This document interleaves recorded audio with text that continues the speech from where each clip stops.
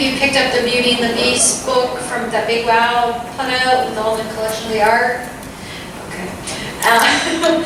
In the back, there's a photo of me and I'm flying. And so what we did is we just shot actual wasp wings and composite them together. So it looks more realistic.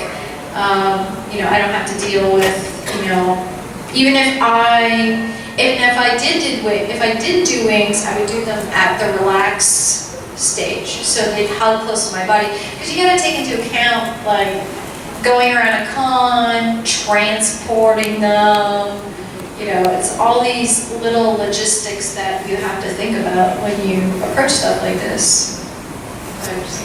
So when I do the costume design, I forgot to mention that I do a big shot, which will showcase most of the costume, and then I would have to draw the back of the costume, because the back is always different. One of the frustrating things about drawing comics is sometimes they won't send me the reference. I gotta go through the comic books and try to figure out what the back looks like.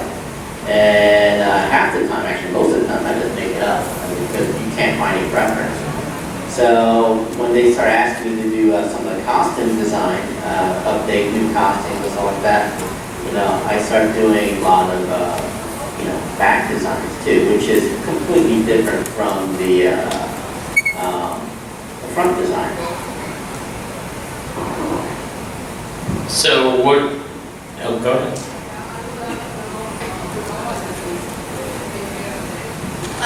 For wigs, the best thing I can recommend is, well, wear a wig cap.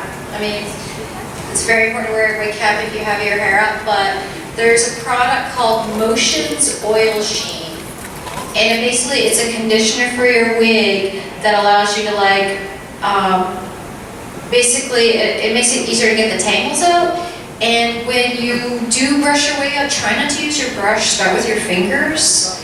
And then I cannot recommend enough, there's a comb they use on dogs. It's like a grooming comb. Yeah. And the teeth spin, so whenever you hit a tangle, it doesn't lock up. The teeth just keep spinning, so it prevents you from yanking more and more of the hair out. So it's usually, yes. Yeah, you know, stuff the wig a little bit in the head. If it's not a styled wig that you want to just leave on your head, a styrofoam head and pin, stuff it, you know, wrap it in a hairnet, put it in a bag, and then store it. But always brush out your wigs before you put them away. After a couple wears, you are probably going to have to trim the edges, just because the edges do get frayed, especially on longer wigs. But there will come a time, I have a few wavy wigs that I've just brushed them out so many times, they're just not as wavy anymore. So you can restyle them through putting them in curlers and like taking like a steamer from kind of a distance away and steaming them, and that'll get the curls back up. You can also take curls out of a wig by just holding a steamer, and it'll straighten the wig exactly. Don't use a curling iron, don't use any high heat because it will melt the wig. And you can also you can dye wigs with ink baths, so like magic markers. You just yank the ink rod out of that, cut it, and stick it in. Sorry. Yeah. Well, so I'd like to ask you guys a question. With all the superhero movies that have come out over the years, what are some of the costumes that you guys have thought looked really good?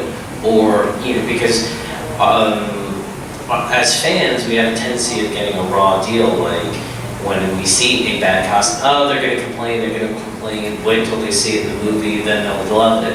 And a lot of the times it's like, well, no, that costume still sucks, even though we watched it in a movie, or no, that costume actually did win me over. So, does anybody have any costumes that they really liked or disliked?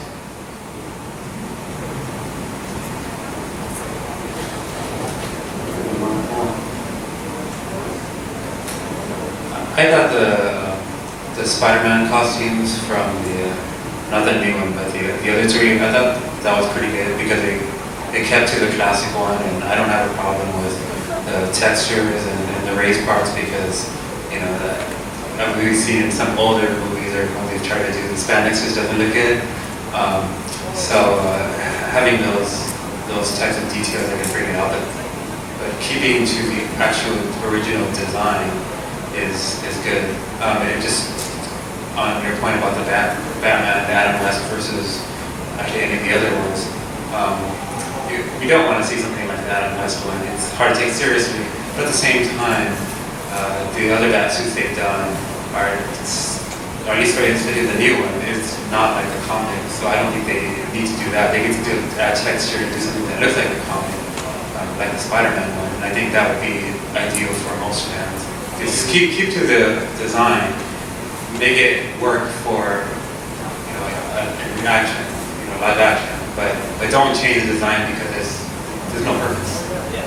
So you would actually like to see a Batman suit that's a little bit closer to the comics than what they've done in recent years. Anybody else?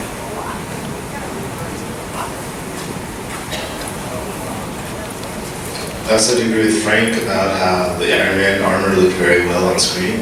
I have absolutely no problems with it. I am looking forward to the sequel for Amazing Spider-Man because I thought that costume looks really brilliant and even closer to the comics than ever before. And I have to say, I do like the Dark Knight version of the Bat suit, only because of, for practicality's sake, similar to Daredevil's, he is just a normal dude fighting crime, so you're gonna need some protection. Is that the nickel suit? No.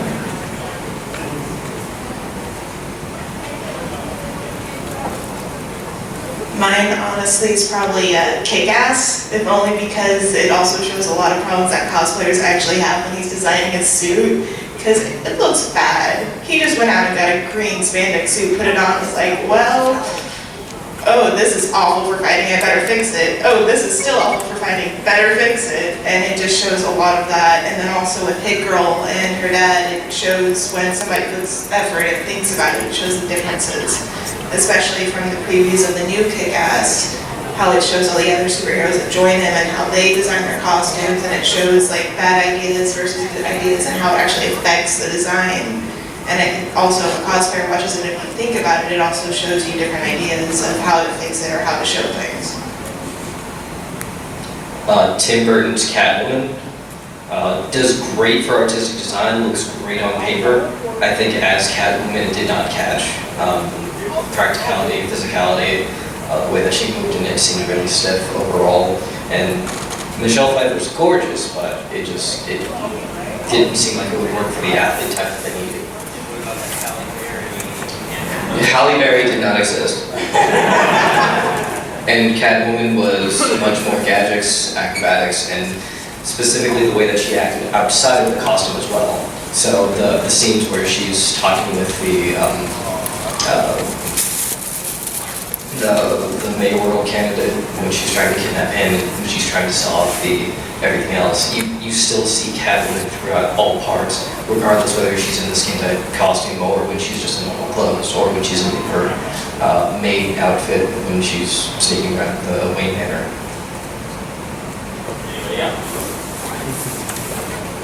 Yeah, correct.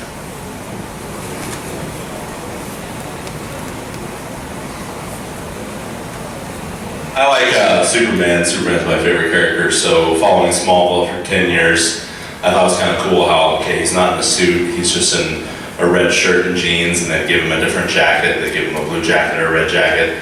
But eventually they made him kind of like Neo, Matrix Superman, so he had a leather jacket, or like a fabric jacket, and then just kind of like a black shirt with I think a silver S on it. So I was like, okay, that's kind of cool, it's a different interpretation. And then when they got closer and closer to Superman idea, then they gave him like a red biker jacket with blue jeans and his hair slicked back on the red jacket, zipped up, and you had like this kind of embossed S on it, which was neat. I thought it was a different interpretation. And then you got to see him as Superman for like 1 second when the show ended. And then as far as the theatrical Superman, the Superman Returns, I was so-so on the costume. I thought it was alright, but I don't know how I felt about the very tiny Superman S logos that were how the fabric connected. And then when I first saw the Man of Steel costume, I was like, I don't know about this, but then with the trailers, I think it's great. I think it looks cool in Kryptonian armor, it's darker. I like the way Jor-El looks. I like Zod's costume, so I'm very excited about that costume design. Hopefully it turns out great. Yeah, and you know, and sometimes, you know, costume designers, like with those S's that you were talking about, they can get a little crazy. They feel like they have to one-up themselves. So putting little etched S's. My thing with, especially Batman and the Schumacher Batmans, was the fact that he went logo crazy. There's a bat symbol on the belt, there's a bat symbol on the boots, there's a bat symbol everywhere. And it's like, yeah, well, nipples too. So one logo is a symbol. Multiple logos turns into luggage. I don't like a Louis Vuitton superhero. You know, it just, I think it takes away from the character.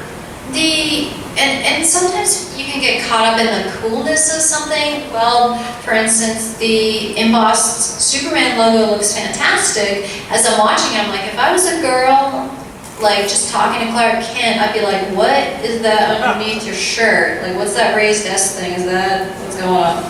So, but that, you know, is that like the geekiness of me being like, oh, that would be completely apparent? Or like, sometimes I wonder, like, am I overthinking it?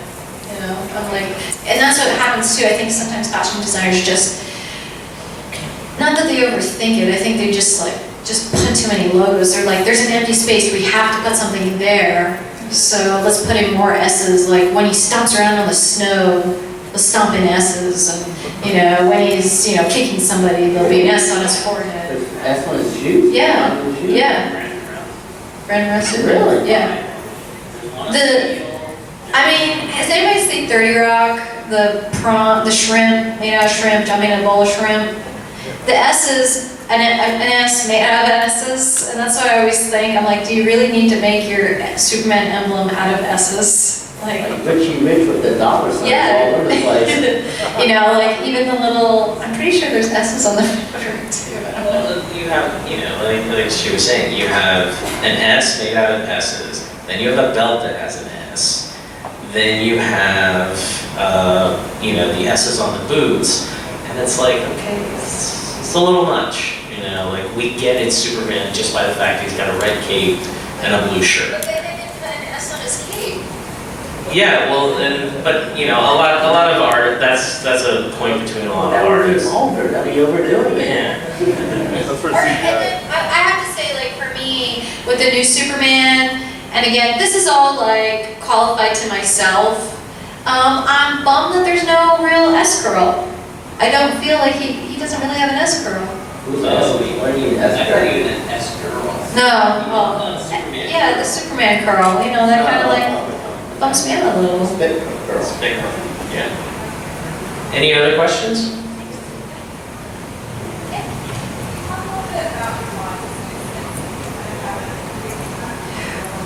Right. The inspiration. Oh, sorry. I put the inspiration for this bodysuit, again, from looking at things that actually exist in the real world, is I bought a triathlete's, like a wetsuit. It looks like a wetsuit. It had all these like really cool lines, as well as, does anybody know 7 of 9? So the lines here I really liked on her silver outfit. So I wanted to sort of so what I did is I actually bought, and this is a great way to create a pattern, is I bought like a leotard, a long leotard, and I put it over the triathlete suit as I had it on, and I just traced all the lines out on the leotard. And the technical term is these are referred to as style lines. But on the triathlete suit, and that's why it's good to look at sporting equipment, they spend millions of dollars doing R&D on how a swimmer moves, how a cyclist moves, how a football player moves. So when they put those lines in there, while they are style lines, there's a purpose for them because it's allowing them mobility. So with Ricky's suit, it was just picking, you know, because she's not out there fighting crime, hopefully, she's, you know, these are just style lines. So yeah, I just traced it out onto the bodysuit and then just cut up the bodysuit, made a muslin mock-up, tried that on, and made the alterations. So that's, you know, if there's clothes you like or clothes that are very flattering on you, you know, buy a second one, pull it apart, and just use it as a pattern. I mean, that's sort of the best way to do it. I mean, and then, you know, I am not a big fan of like being trapped in a suit. Black Cat was sort of our first doing like a bodysuit and adding things like lines and designs, style lines, and we didn't take into account me sitting, me going upstairs, and me wanting to use my hands. So I'm literally locked into the suit. At least with this one, when I did it afterwards, hold on. I made it so, you know, I can just unzip these things, and these are just kids' baseball gloves. And then I just used the bottom of the kids' baseball gloves and just made the top out of the same fabric. So this way I can get to my hands, I can do things. Because when you go to a con, you want to grab your money, you want to take a picture, you want to root through stuff, or maybe go to the bathroom. You know, you want to have access to your hands. And, you know, being able to bend your legs is really important. So I cannot recommend like installing like, sorry, it's gonna look a little vulgar, installing like little spandex panels into crotches, into knees, into the back of the knees, so you can bend pretty well and do all the normal things you want to do. So. How do you clean an outfit like that? Man, you ask the best questions I've never think of. The best way to clean costumes, if you can't wash them, is 50% vodka, the cheap one, and 50% water. And you just spray it, and it just kills all the bacteria that makes things smell. So, you know, if you can't take it to the dry cleaner, you don't want to run the risk of taking it to the dry cleaner, because they can see it and they're like, oh, we don't know how to deal with this. So. And that's how, like, they actually would take care of a 400-year-old gown at the Smithsonian. They would just use vodka. And you just let it dry? And just let it dry. It'll evaporate, and it will not, it won't, yeah. No, they don't have to wipe. Really? Yeah, so it's actually one of the best ways of handling that. Will it kill the leather though? I mean, will it kind of... No, it won't. With natural fabrics and leathers, it won't react. Maybe with some synthetics, you might get a weird, so maybe if you are going to try it, do it in an area that you don't have to worry about. You do it on the inside, obviously, you want the closest smelly contact point. For shoes, and I mean, it might get to a point where it does smell, the vodka and the water are just not doing the job. You can use something called, well, Febreze, but you can use something called N-Back, which is generally used for shoes. Like if you buy thrift store shoes and you just hose the shoe down, it gets rid of the smell. And with storing it, just throw in a couple of dryer sheets in the storage bag, and that'll keep it dry or fresh. No, I would not recommend rubbing alcohol, because you could actually, like on synthetics, if you did rubbing alcohol, you would discolor areas. What's the shelf life on a suit like that? Would you have to retire it after a couple years? Or? This suit's seen some wear and tear, so since it is synthetics, all the pulling, you can start to see little white lines. So if this was like a movie suit, there would be probably 10 of these, and because they're asking the actor to roll in the dirt, move, pose, you know, they'll have multiples so that they can just basically redress. But you know, this suit's probably like 4 years old. It's about 4 or 5 years old, and I mean, I don't wear it to every convention, but you know, it's definitely, yeah, 10, 15 plus photo shoots. You know, it's just, you know, these are still your hobby. So yeah, maintaining and taking care of a costume, doing repairs, you know, all this stuff's really important, because wigs, taking care of wigs.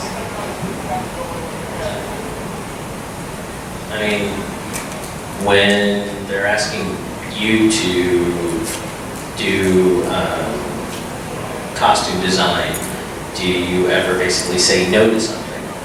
Like if the writer's like, you know, I want 50 zippers on this character's jacket, are you like, no, I'm not drawing that?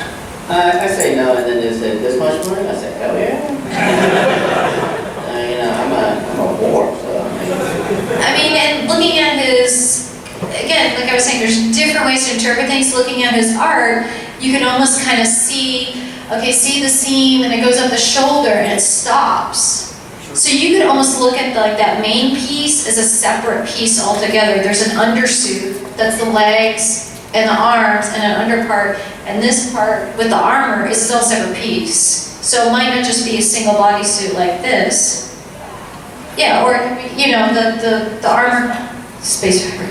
The armor could be fabric, but that's the thing, like it doesn't maybe have to be a bodysuit. It might actually be more like the top part might actually be more like a leotard. And then if you look at the back, up there, there's all that line work in the back. So are you like, do I stop it here? Do I take it all the way around? Like, did he not draw it on the front? Because that's just a little bit of extra work. And he's like, it's this pose doesn't really focus on the costume. This is an action scene, so I really don't need to draw that detail on the front.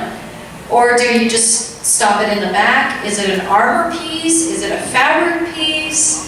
You know, and that's where you sort of reminds me of the armor on like the Baroness when I've seen sort of that scalloped, like snake scale stuff.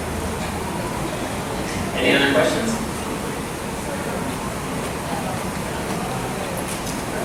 Here's nice too. Oh, and like the way he, sorry, I'm all over the place. For instance, like that's a very certain hairstyle, but it might not look good on your face. Like some faces don't look good with some hairstyles. Some faces don't look good with certain colors of hair. It's okay to do something different. It's, again, what looks good on you, what looks good on your body, you know. That's essentially, oh yes, go ahead.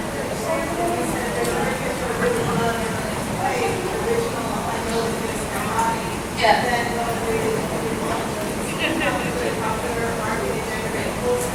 Yeah.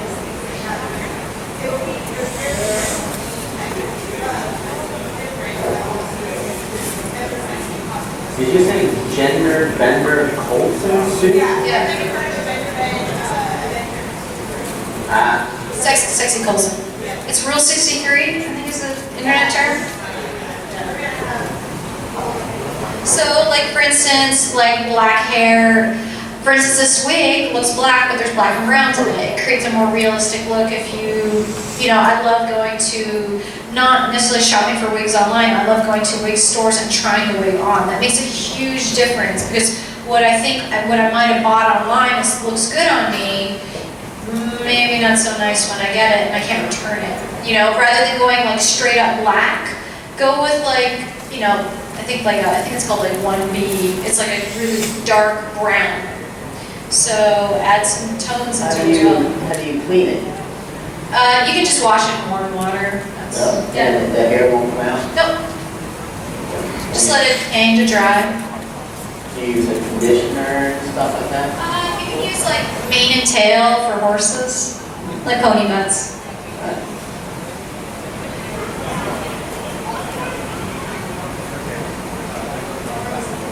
Okay, well, we're going to wrap this up. Thank you for coming out. We really appreciate that.